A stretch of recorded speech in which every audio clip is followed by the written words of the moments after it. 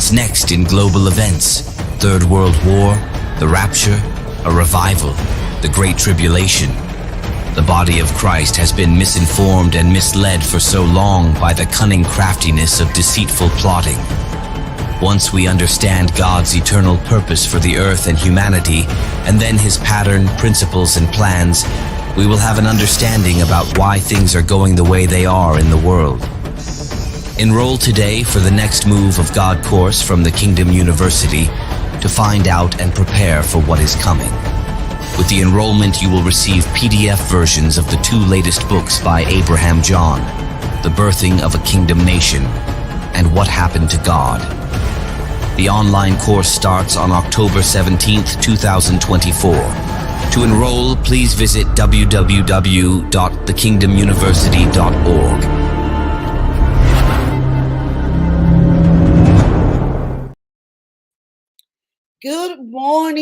Good morning. How are you?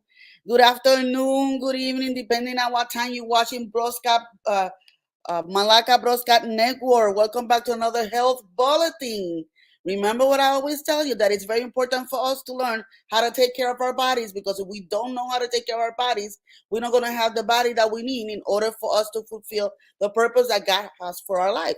So it's very, very important for us to make sure that we take care of our body. That's why in Mamlakak Broadcast Network, we got this health bulletin to inform you, because how are you going to take care of your body if you don't know how your body works and you don't know why the things that are good for your body or not, or what you're supposed to do or not? Okay, since that is not teach in everyday school or in everyday life, that's why we are here in Mamlakak Broadcast Network, have the health bulletin to help you with that.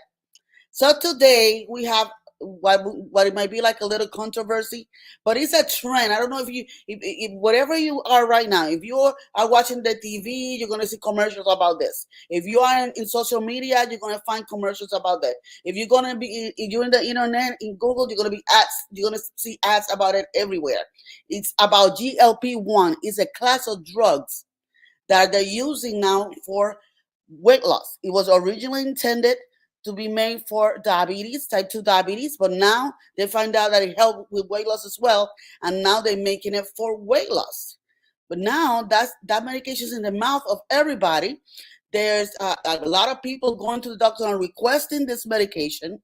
Even people that really don't need the medication are requesting the medication. And then we have the doctors that even offering the medication to people that really don't need the medication. And of course, we have Big Pharma making all the money. They're making billions right now. They already have made billions of money when it comes to this medication. And this medication is not cheap. But they call it now in the in the healthcare field, they call it a panacea. What is a panacea? A panacea is a medication or herb that can cure everything. Well, in my 30-something years that I've been in the healthcare field, I only heard the word panacea to describe an herb like moringa or like noni, for example, or mushrooms like reishi and cordyceps and shiitake. Those kind of foods or natural foods were called panacea because they were good for so many things. But this is the first time in my 30-something year career that I hear a drug be labeled or talk about, as a panacea drug. And I was like, this needs to be church because this research, because this feels too good to be true.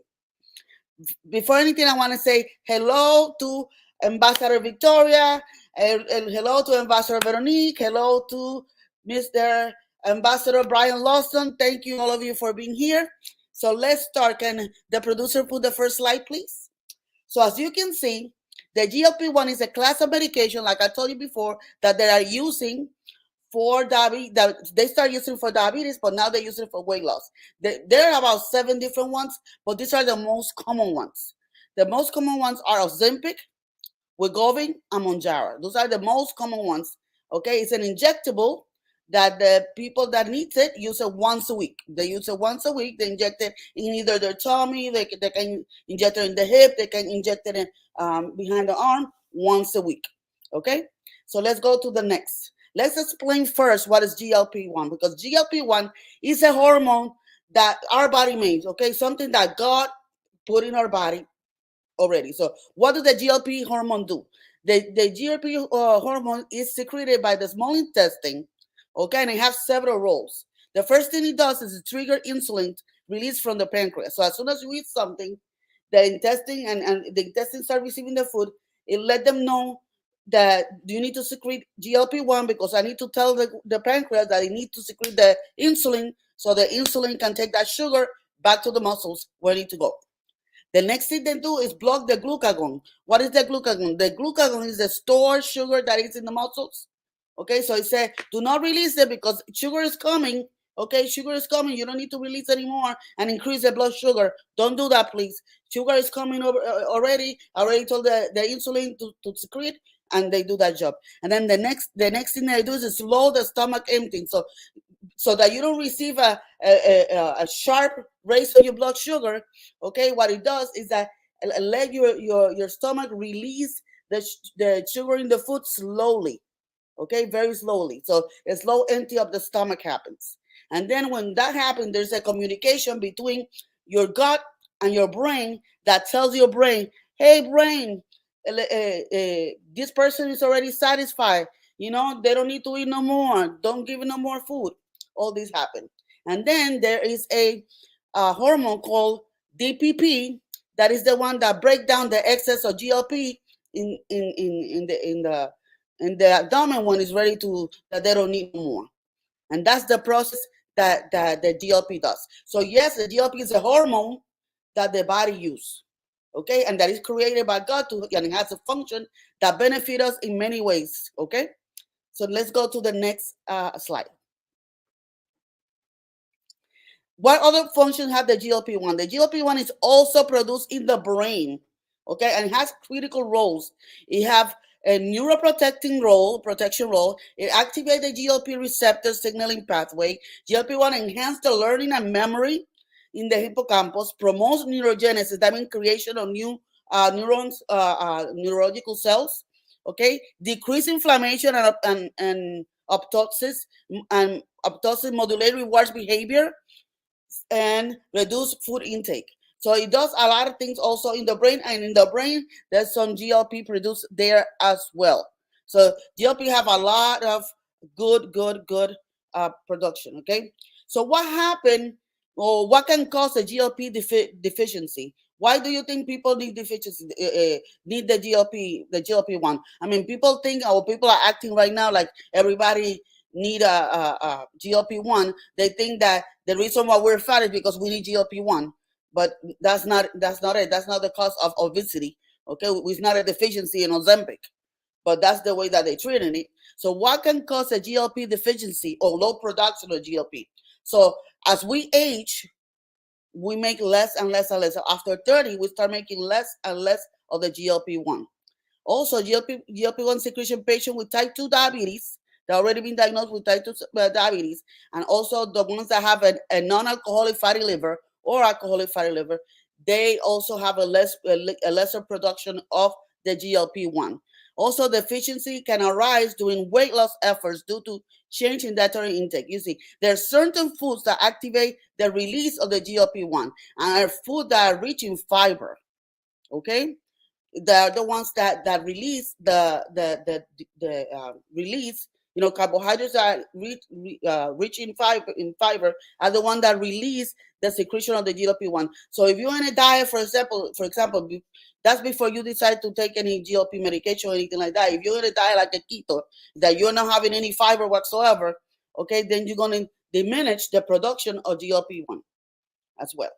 And then sugary foods and beverages like juices and sodas, alcohol, refined carbohydrates, all of those like pasta and bread, it all reduce the effectiveness of GLP-1. So every time, that's why, I don't know if you ever heard any nutritionist or any health coach ever tell you that when you change to so many diets, instead of just adopting a healthy lifestyle, but you go to all the different fat diets, you are damaging your metabolism, because you're damaging the balance of the hormones that have to do with hunger and satiety. You damage that, and then that's why it's hard for you to keep the weight loss that you get once you stop a diet. So that's very important. So let's go to the next. So what what do the or how do the GLP-1 antagonists, those are the medications like the Ozempic and the Wegovy and the Mounjaro mix, how they work? They work the same way, mimicking what God already created inside of us. Okay, so the GLP-1 is like a synthetic type of the GLP-1 that do exactly the same, mimicking the hormone in medication terms. An antagonist is a manufactured substance that attaches to the cell receptor and causes the same action as the natural occurring substance. In other words, GLP-1 medication bind to the GLP-1 receptor to trigger the effects or roles of the GLP-1 hormone. The higher the dose of the GLP-1 antagonist, the more extreme effects. If you have type 2 diabetes, the medication helps manage your blood sugar by triggering your pancreas to release more insulin. The slow digestion also helps decrease blood sugar spikes. The side effect of GLP-1 agonists reduce your food intake, appetite, hunger. These combined effects also result in weight loss. So it works almost practically the same as the natural GLP-1, but it's not natural. It's made out of chemicals. Okay, it's just a synthetic form of the hormone. That, because it's a synthetic form of the hormones and it have all the ingredients, can be causing other things in our body. Okay, so let's go to the next one. Now, the thing is that they always tell us that how wonderful this medication is and all the things that it does. And the thing is that people are not going to lie. It does work. It does work. You will lose the weight. And if you doing it right, your sugar is going to be controlled. Okay? It does work. But let me tell you what are the benefits, and then we're going to talk about everything else. So what are the benefits? In addition to lowering your blood sugar, and reducing your weight, that usually reduce anywhere from 15 to 20% of your body weight, which is a good thing. If you are 200 pounds, you can lose 20 in 90 days. You can lose 20 pounds. That's pretty good. That's a pretty good weight loss. And of course, you know that a lot of the diseases, a lot of the chronic diseases that we suffer nowadays are consequences of our diet, are consequences of obesity. Or either if you already had it, the obesity make it worse. So of course, by reducing obesity, you're going to reduce your risk of many of the common chronic diseases. You're also going to be lowering your blood pressure. You're going to be improving your lipids, your cholesterol, and your triglycerides. Because of course, not only are you losing your weight, but this medication is going to make you eat a lot less. So you're eating a lot less. Even if you eat the wrong thing, you're going to be eating a lot less fat, a lot of less sugar. So it's going to lower your cholesterol and your triglycerides. It's going to lower your blood pressure. It's going to improve your fatty liver disease. It will reduce your risk of heart disease and kidney disease. Why? Because it's reducing your fat, it's reducing your sugar. Okay? And sugar and high blood pressure are the main reason why we get kidney disease. Okay? Those are the main reasons why people get kidney disease. Either because of uncontrolled high blood pressure or uncontrolled blood sugar. And now that you're going to have it under control and you're also going to lower your weight, of course, you're going to lower the risk of fatty liver, heart disease. It's going to be delaying the progression of diabetes and diabetes neuropathy. You know, that numbness that people feel and nerve pain that they feel in their legs and feet and their limbs when they are diabetic. That's going to lower the progression of that disease. Okay. And also lower the progression of you getting diabetes. That's why a lot of people that are pre-diabetes, they like to get into this type of medication to prevent getting diabetes. Okay. It also is going to help you for those that are very obese and are debating whether they're going to get a bariatric surgery that has so many side effects, okay, and quite a risk of dying in the table.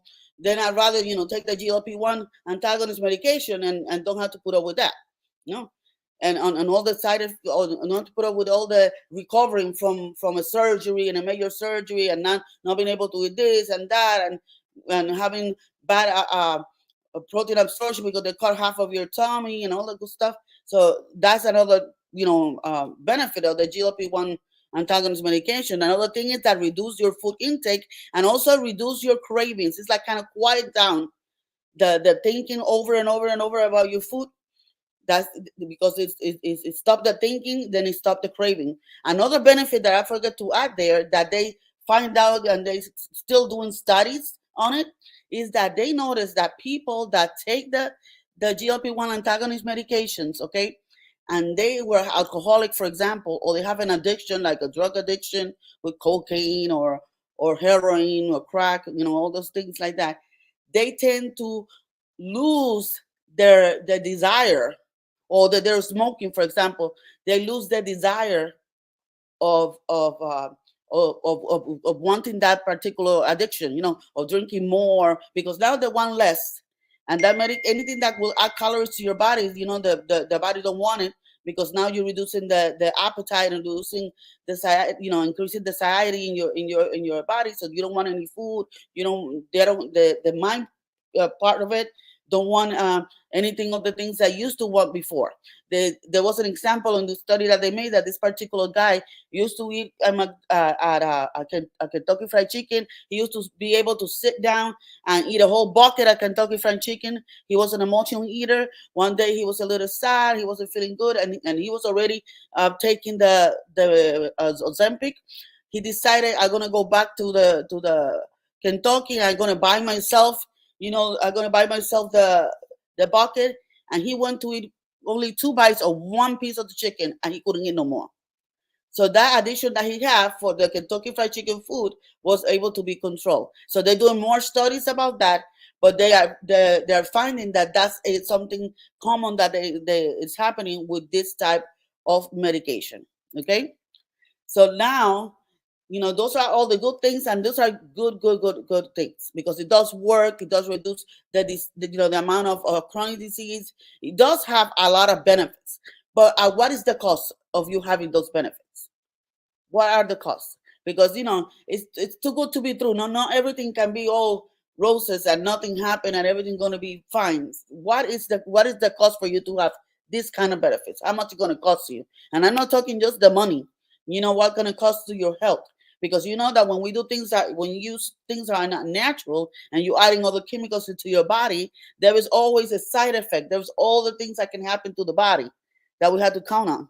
So we need to count on those things to decide in a balance, what we want to do. Okay, what you want to do? You want to try and go to the risk and side effects, or you want to go the natural way of doing things? That's something that is very, very, very important. Okay, so let's go to the next one. The next one, please. Okay, what are the most common side effects? The most common side effects, and they say that the studies almost 50% of the people that start the Ozempic, for example, they get this symptoms. Most of them, they go, after a few weeks of taking it, but they get the symptoms. The most common side effects for the GLP are the loss of appetite, which is one that you want to have, the nausea, the vomiting, the diarrhea, the constipation, temporary itching and redness in the site where you put the injection, dizziness, mild tachycardia, that's when your heartbeat is racing, okay, infections, headache, and indigestion. These are the most common. Some people, they happen through the whole treatment. Some people is at the beginning, the first few weeks of it, and then they get less and less and less. Or in some other people is as they raise the doses, because what happens is that even the doses that you use to lose weight of this medication is a lot more than what you need when you're using it for diabetes. So what they do, the doctor do, is titrate so that they type of to diminish as much the side effects. Instead of giving the big dose at once, they titrate it until you're taking the big dose. So sometimes some people, they get used to that one dose, and then when they titrate it to the higher dose, they get the symptoms again for a while, and then they get a little better, and then they get the symptoms back at for a while. And some of them, the symptoms never go away. There's some people that they're vomiting every single day, no matter what. Okay, so those are the most common side effects. Now let's go to the next slide. And these are the most severe and the most frequent less frequent, I'm sorry. The most severe and less frequent side effect, but they're still happening in at least 5% of the people that take this medication, if not more. Okay, the first one is medullary thyroid cancer. They actually have, how cigarettes have the surgeon warning box in the boxes of cigarettes? they have a warning box in this medication that talk about medullary thyroid cancer. Okay, so that's one of the things that this medication can cause in the long run. It can also cause acute sudden kidney injury. Maybe you're taking a doses that your kidney can tolerate, cannot clear out of the body properly, and it damages your kidneys anyway. Even though that it was protecting your kidney by keeping you slim and by reducing your sugar and everything else. But if your kidneys cannot manage because you already have some kidney disease or you have a weaker kidney and it cannot deal with the amount of chemicals that have to be cleared by the liver and the kidneys, you can cause damage. You can get pancreatitis, which is inflammation of the pancreas. And inflammation in the pancreas is very, very painful. It requires hospitalization. Okay? Very painful. Then you can get gastroparesis. Gastroparesis, which the movement of food of the stomach is slow or stop. It's when the movement of the food in the stomach, it's not moving anymore and the food just stay there. And for people can even pass away out of this condition. But if you're feeling like you're not emptying the to the bathroom, you're having severe constipation, you need to go to the doctor. If you're taking these medications and you are getting that. The other thing is bowel obstruction. It's like when the food is moving slowly out of the stomach, down is out of the stomach, and it's in the intestine, and it's still not moving because this medication will slow the peristaltis. The peristaltis is the movement that the intestine do to move the food out, through the intestine, and then the intestine will be absorbing the nutrients and then go down into the colons to be feces and then get out. So when the food gets stuck somewhere, you need to be hospitalized. Many times they have to cut that part of your intestine, and then you might need a colostomy for the rest of your life because of that. Okay, so these are serious conditions that can happen. Okay, and then if you get an infection in that area, that can be even more serious. You can get sepsis, and you can really, pass away. Another thing that can do is also gallstones can attack give you gallstone and bile duct blockage. And then one of the ones that concern me the most for most people is the lean muscle loss and decrease of bone density. Okay. Out of the weight that you lose when you use a GLP-1 antagonist medication, out of the weight that you lose, 40% of that weight that you lose is muscle weight. Let me repeat that again. Out of the weight that you lose, 40% of the weight that you lose is muscle weight. So what happened with that? Muscle, especially if you're above 50, okay? Muscle is essential for your metabolism. So now let's say you stop the medication for some reason, or you have to stop it for some reason, okay? You're going to gain the weight back, but then all the weight that you're going to get back is fat. It's not muscle. You're not making up that muscle that you lose. Meaning that now your because muscle is what runs your metabolism. Now your metabolism is going to be slower. Not only that, because you have lower muscles, then you're going to have lower bone density. Menopausal women, we have to be concerned with low bone density because estrogen was something that we used to protect our bones, and now we're making a lot less of it because we're no longer menstruating. And then if we add a medication like this and we're losing muscle mass and losing muscle density, then we are at risk of osteoporosis, we are at risk of a fracture. Okay? And then one thing that give you a long prognosis, or that give you the security that you're going to have a long life, if how much muscle mass you have.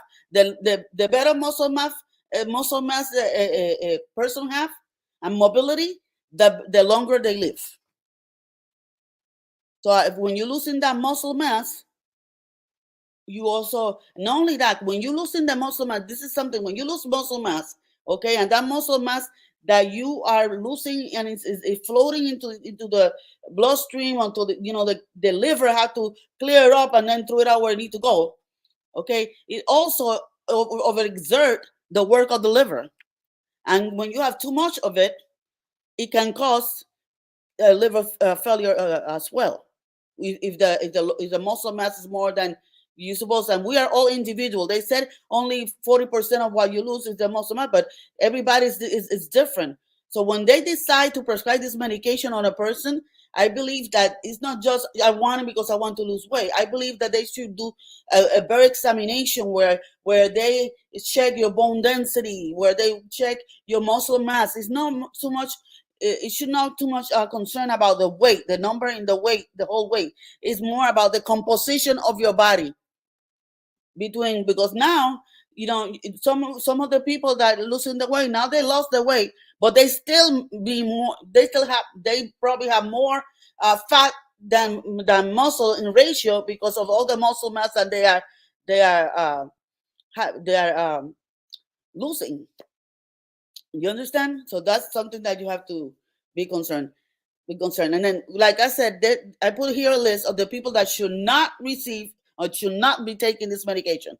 And it's the people that have type 1 diabetes, the people that are pregnant or breastfeeding, or if you want to become pregnant. If you're a woman that decided, okay, this year I'm going to get pregnant, and I want to lose weight, and you decided no matter what, I'm not going to listen to anything I hear, I'm going to take this medication anyway because I want to lose weight right away, and then I go, but then make sure that you're using birth control or doing something in the meantime. So you take it the time that you want to lose the weight. When you lose the weight and you get out, and the medication get out of your system, then you start trying to get pregnant. Because when you get pregnant while you're taking that medication, that can bring developmental damages into the fetus. Okay. It also is if you suffer of severe gastrointestinal disease or any IBS disease or inflammatory bowel disease like Crohn's disease or diverticulitis or ulcerative colitis, you don't want to be taking these medications. If you have what is called diabetic gastroparesis, that you already have a slow digestion because of diabetes, you don't want to be taking this type of medication. If you already have history of pancreatitis, you don't want to take this medication. If you have history of medullary cancer or any type of glandular cancer, meaning history of breast cancer, history of thyroid cancer, history of ovarian cancer, history of pancreatic cancer. When I mean history, is you or your mama or your sister or your grandma has it, you should not be taking this type of medications as well. Okay, it's very important that you know this. So now, as you put it in balance, all the things that I tell you that are really good about this medication, and now I'm telling you the side effect and the severe side effect, you gotta start putting in balance. Will I do this? Will I don't do this? Okay, so what are other risks and complications that you can have? Another risk that you can have with this medication is allergic and anaphylactic reaction. Who knows? You might be allergic to a component of the medication that will give you an anaphylactic reaction. An anaphylactic reaction is that when you swell and stop breathing and your throat get like swell and you cannot breathe anymore. Those are anaphylactic reaction. That can happen with this medication. You never know. Something new the first time you take it. You never know if you're allergic to that, any ingredient on that medication. Like I was mentioning before, if you use it during pregnancy, it will give you developmental abnormalities in your baby. Another thing it is, remember these medications were first created for diabetics. So if you're taking that medication and you're already taking diabetic medications like metformin, glipizide, insulin, and all the things like that, then you need to monitor your sugar even more because it can lower your sugar. It can put you in a hypoglycemic incident. And you know that people can pass away from a hypoglycemic incident. So it's very, very important that you check your sugar. If you're taking this type of medication, you already take all the diabetic medication, you need to check your sugar.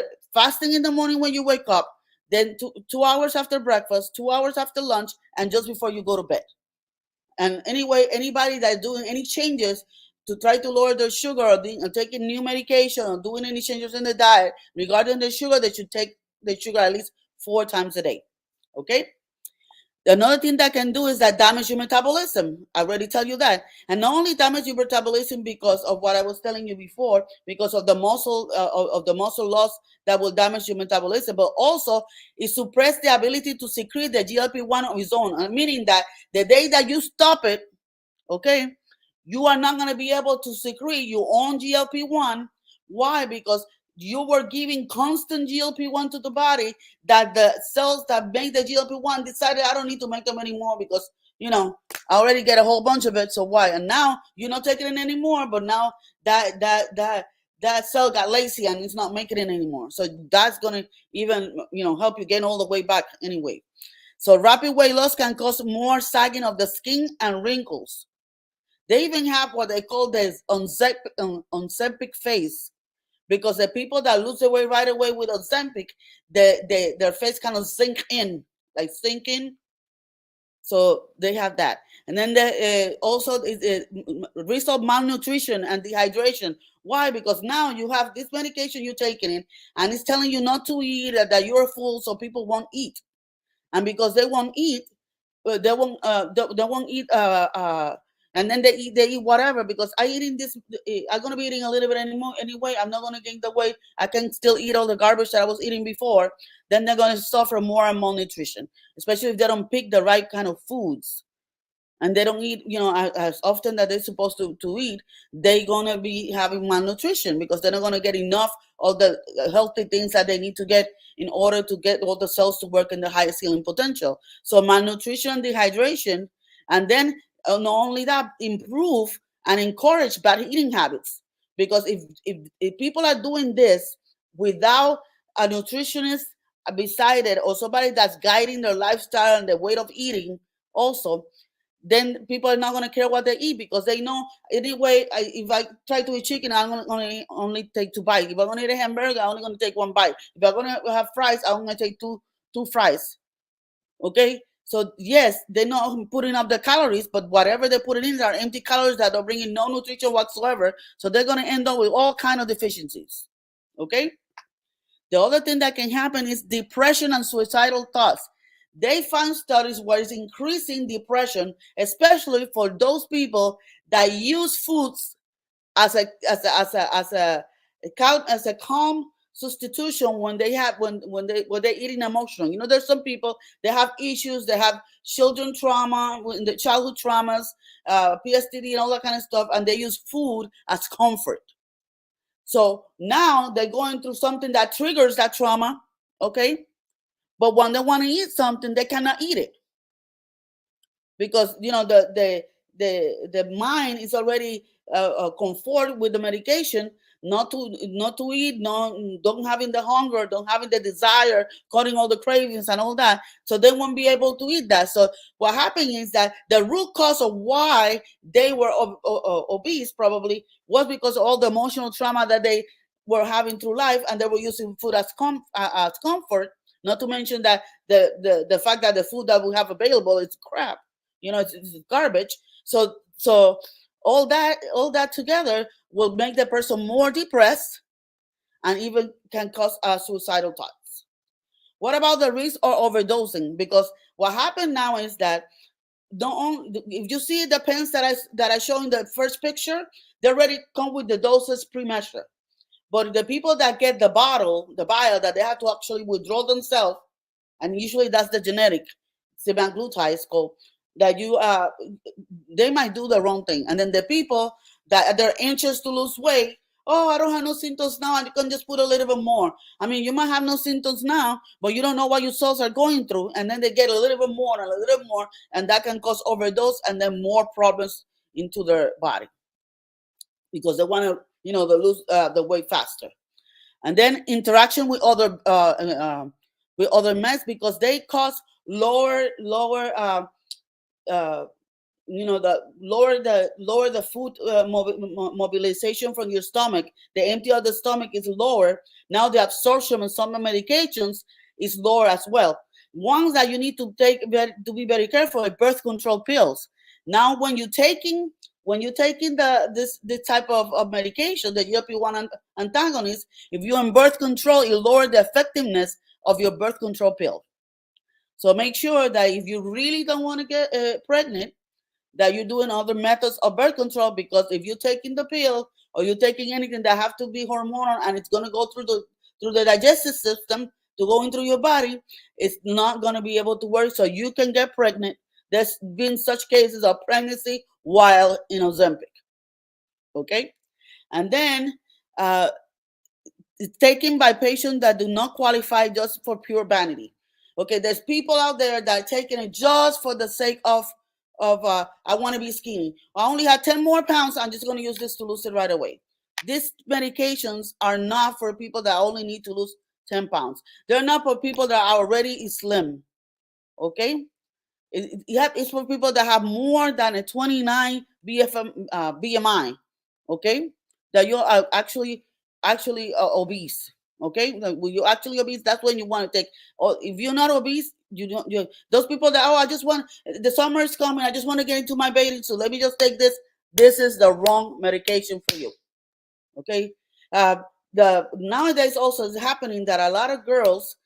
I've seen that things are happening, in social media. All these girls so skinny, and they all want it. They're already a size 6, which I think that's small because I'm double that size myself, and I feel good. And they still want to be size 1, and they're already skinny. So you're already skinny. That means that you have really less, unless you're working out and building up your muscle mass. You already have less muscle mass, and now you're going to be trying to take these medications. Then you're going to damage more your muscle mass. When you damage your muscle mass, especially the teens, you're still in a growing spurt. You're going to be damaged also that current of your growing spurt. So that's another thing that you want to be careful about taking this medication. These medications are not for those. Another thing that is bad as well is for people that suffer of eating disorders. This is a very good excuse for people that have anorexia to start themselves, because really they won't even have the desire. Or the people that suffer of bulimia, they don't even have to vomit, and if that causes them to vomit, they'll be happy having that for the rest of their life, because they used to put their finger to vomit. So this is not a medication for people that suffer of eating disorders. That's another thing that you have to be extremely careful, okay, for when it comes to this type of medication. Another thing that this medication causes is that if you stop the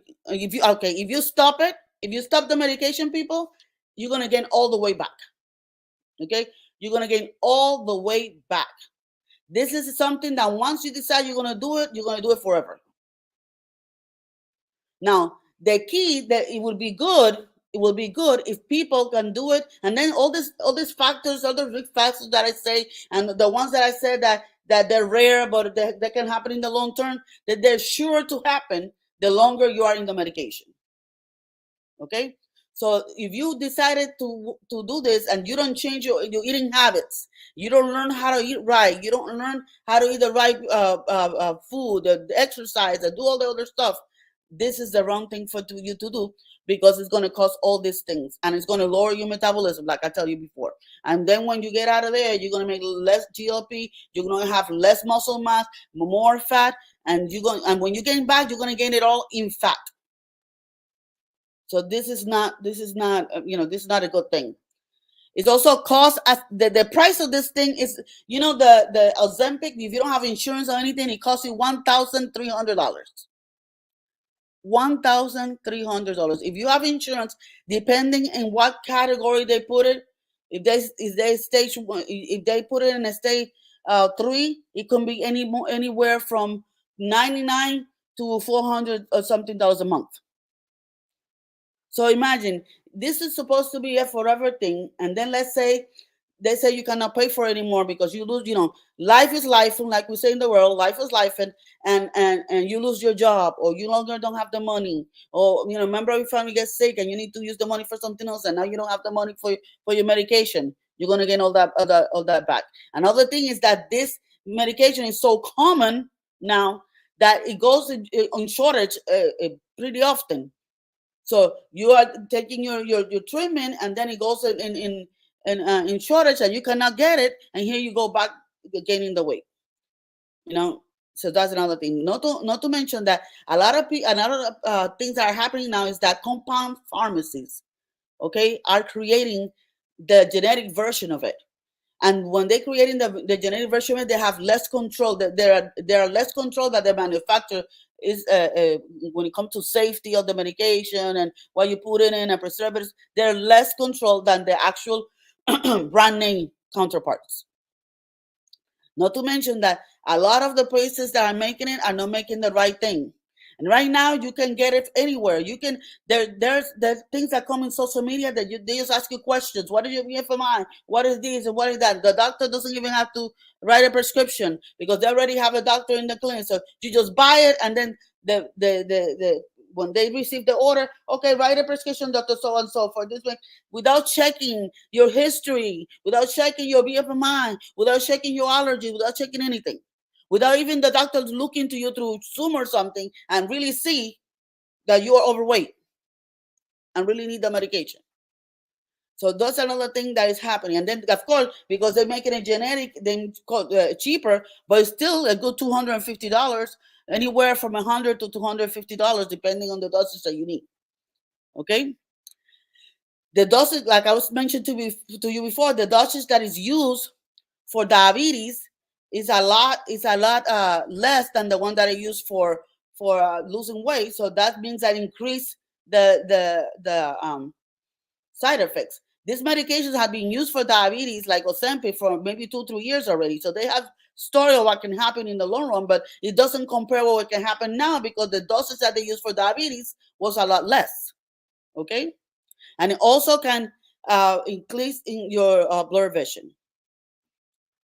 So and increase, retinopathy and all other diabetes, eye disease. It will increase the problems with that when you're taking this medication. Okay. So now, won't you feel good if you knew that there was something out there that was completely natural, okay, that instead of you supplementing with a synthetic hormone, you activate your body to create that hormone that that God created to make, okay, and you're motivated to activate it, to create the hormone with things that are already nutrition. They're already adding nutrition into your body, already adding vitamins into your body, okay, that have a lot more benefits and have totally no side effects. Plus, because it's your own GLP-1, there's no muscle loss when you're losing the weight. Well, yes, they have created something like this, and it's called mind and body balance. Okay, and it have two parts. The first part is the GLP-1 activation blend. That's the 2 pills that will activate the GLP, and that is made out of lemon, berberine, honeysuckle, yerba mate, matcha, emplac, and chromium, all totally natural. Okay, and then to make sure that you have, because you're going to be eating less, and that you have enough fiber to stimulate the GLP-1, and that you have all the nutrition, and that your microbiome bacteria is balanced, you combine it with the second part of it that is called the mind and balance enhance. And that one has the resistant starch, it has fruit powers, it has kombucha, it has all these things will stimulate the GLP-1 production, and it also have probiotics, okay, and good medicines that help you with the health of your intestines, which are like ginger and licorice.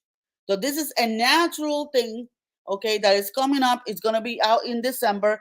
They already roll it out in this month, but it was because it was the first time that, when they put it out after all the studies and everything, it was sold out within a week. Okay, so if you all interested, the next batch is going to come in December. So if anybody's interested of doing the natural one, and I know I had clients that have passed from the medication to take the natural one and have lost their weight and everything. So if you are interested, just write in the comments that you want to hear more about this. I want more information about the natural GLP-1. Just write that. I want more information about the GLP-1, about the natural GLP-1, and I will be I will contact you and give you all the information that you need. So I hope this information help you to make the decision, okay, whether you want to take that medication or not.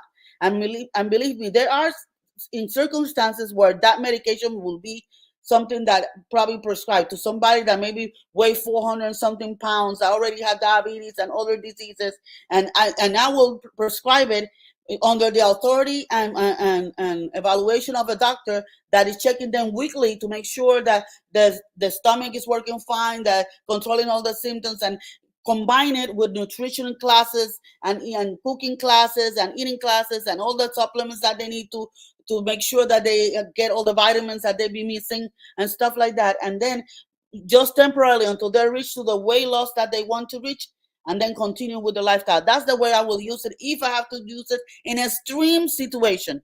Because like I told you before, I will never use it for nobody above 50. And I will not use it for children as well. Because if it's a thing that they have to take in the lifestyle, in the period of life, and it can do all that damage, they start younger, they're going to start experiencing the damage younger. Okay? And we don't want that. So I hope you like this information. And thank you so much for being here. And see you next time.